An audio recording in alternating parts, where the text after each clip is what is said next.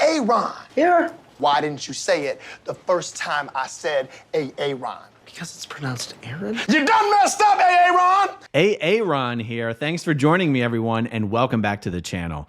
Guys, a Scientologist living in Clearwater got busted on the To Catch a Predator show. I'm going to show you this clip. And I mean, it's more than a clip, but I'm not going to show you the entire thing. I'm going to show you select parts of it. In this video, he does not outright admit to being a Scientologist. In fact, he does that thing Scientologists tend to do these days. He calls himself a Christian. He might even specifically call himself a Catholic. I got to double check. But I'm going to show you the parts of the interview that make it crystal clear this guy is in fact a Scientologist. He's a Canadian Scientologist named Dan Kelly. Now, there is, it seems, more than one Dan Kelly in Scientology. I found some records online showing that Dan Kelly had completed some high-level Scientology services as recently as a few years ago. However, I'm not totally sure that it is this Dan Kelly. Let me show you the parts of this show that totally give it away that this guy is a Scientologist. Take a look at this. Can you do me a favor? Have a seat in that chair right there. All right, listen. I know you got off to a bad start, but can you relax now? A little bit. We gonna be okay? I think so. You sure? Are we gonna be okay?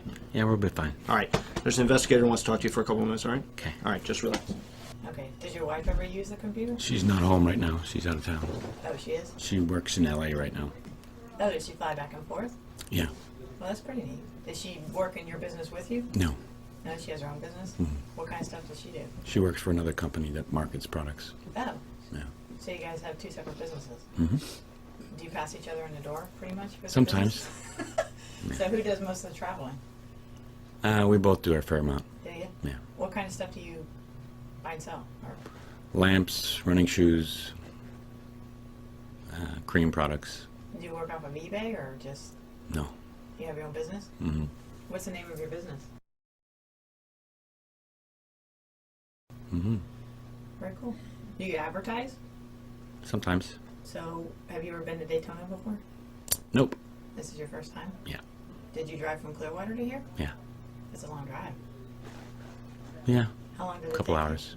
This is Randy Webb. He's with our office. Okay. And he's gonna. Might shake your hand, but they're kind of tied. Yeah, I'll switch places. You know why you're here, Dan?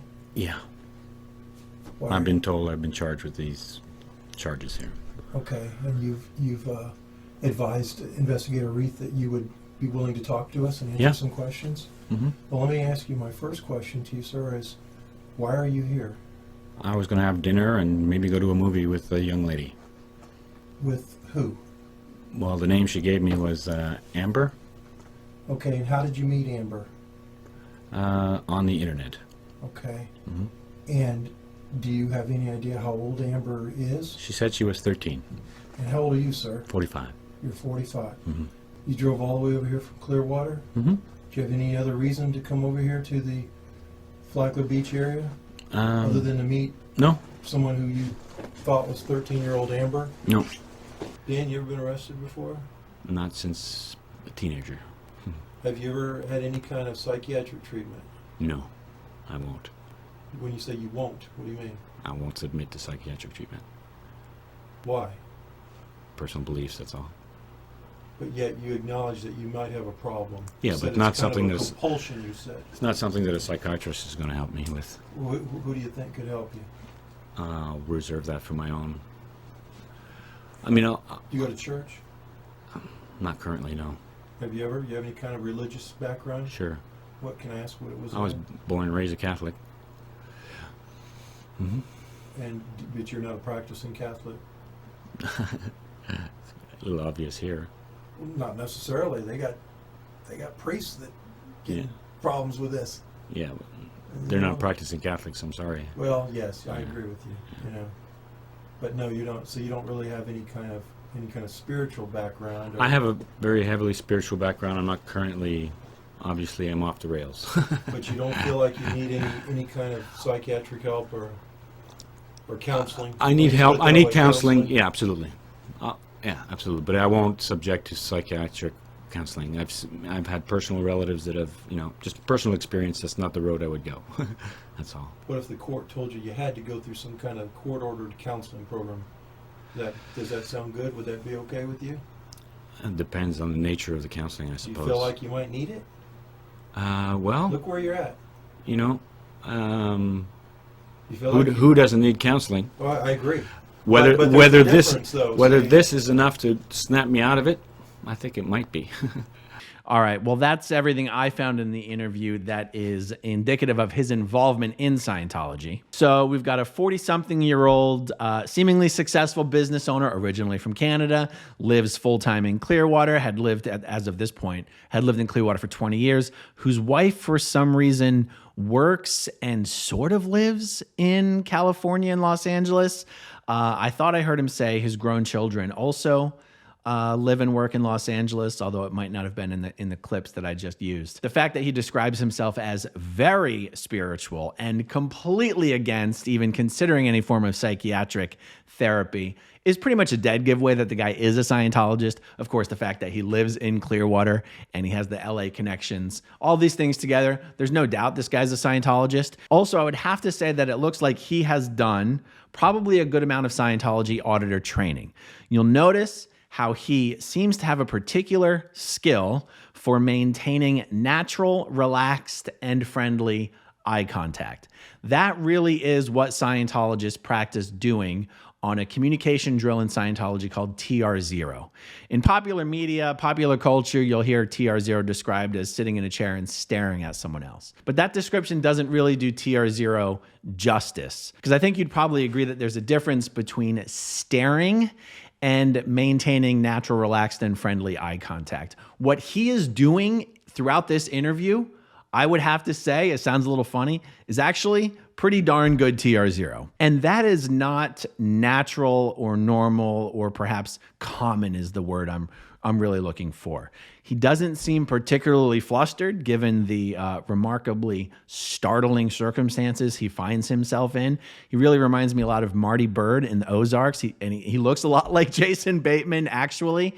So to me, as a former Scientologist, I see that and I go, okay, that to me is a hallmark of someone who has done an awful lot of TR0. And you don't really do an awful lot of TR0 unless you've done a bunch of auditor training in Scientology. So to me, that's how all these pieces fit together. That's how I know this guy's a Scientologist. And I've had other people verify for me that he is a Scientologist. I was not able to find his social media profiles online. Not a shock, considering this material exists on this guy. But if any of you out there are able to find something on him, you know, Facebook, LinkedIn, whatever, and you put it down in the comments down below, I would appreciate that. This isn't even the only video that exists on the internet of a Scientologist getting busted in a sting operation such as this one. When I was in the Sea Org in Los Angeles, there was a guy in the Sea Org with me. His name was Jasha Barendsen. And Jasha didn't work in the same organization that I did, but his wife did. And his wife was Monet Barendsen, maiden name Monet Pearson. Now I think she remarried, her name's Monet Fisher. And both Jasha and Monet were actually Sea Org officers. Being an officer in the Sea Org is, within the context of the Sea Org, kind of a big deal.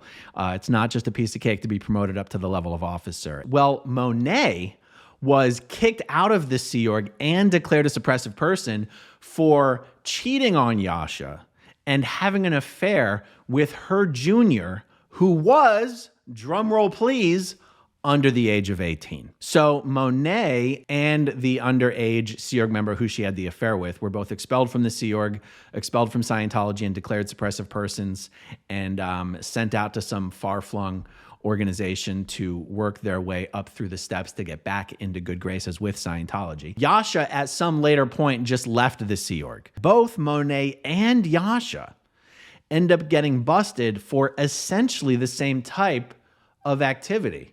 Although Monet managed to only get busted within the world of Scientology, no law enforcement was ever involved. So here you can see Jasha Barendsen, former Sea Org member, former Sea Org officer, being taken down by groups of sheriff's deputies while he is showing up to the door of who he believes to be an underage individual for exploitative purposes. Here you go.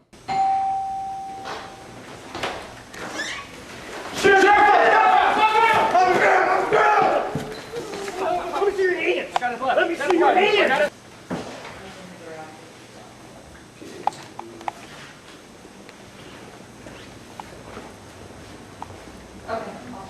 That that's Jasha. And Jasha's actually he was sentenced. He already served his time. He's already out after having served his time. Guess what? To the best of my knowledge, not expelled from Scientology. And the most likely reason for that is damage control, because the woman who Jasha remarried after he and Monet divorced just happens to be someone who used to personally work directly for David Miscavige as his personal steward. And working for Miscavige at Scientology's international base was such a nightmare that she attempted to take her own life at the international base. This was all kept very hush-hush and quiet and covered up, not only because Valerie worked directly for David Miscavige, but because Valerie's mother is also a senior Scientology executive, and all this would be very embarrassing and damaging to David Miscavige. So Valerie ends up being shipped out of international management, sent to Los Angeles, where she and Jasha end up getting married. Valerie ends up getting pregnant. That's actually why they left the Sea Org, is because Valerie got pregnant. Then fast forward however many years, and Jasha is being tackled and arrested by sheriff's deputies and sent to prison. So all of this sort of drama and horrible events happening with people who were so close to Miscavige. This is the kind of stuff Scientology tries to keep very wrapped up and sealed up. And they would go to great lengths to keep anyone who was involved in things like this from having reasons to speak out publicly about it and speak to the press. This is most likely why Jasha was, by all reports, never expelled from Scientology, never declared a suppressive person for his crimes, even having gone to prison for his crimes. And yet in the case of Jasha's ex-wife, Monet, the underage Sea Org member who Monet had an affair with, he hadn't committed any crimes. He hadn't broken any laws of the land. All he had done is broken the laws of the Sea Organization of not having premarital relations.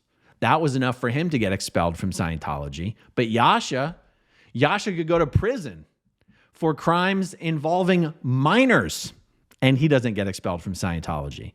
So anyhow, that's why the blog post that Mike Rinder wrote about this very subject is called Disconnection Hypocrisy. Because Scientology picks and chooses who they're going to make disconnect from who. There really is no rhyme or reason on it.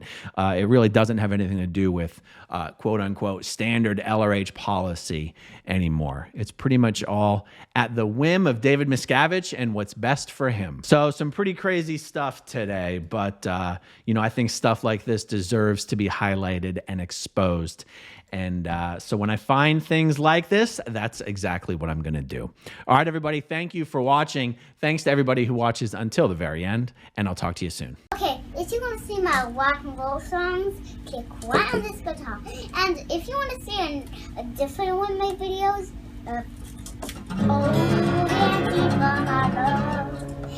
then you could click right inside here. If you have subscribed or not, subscribe right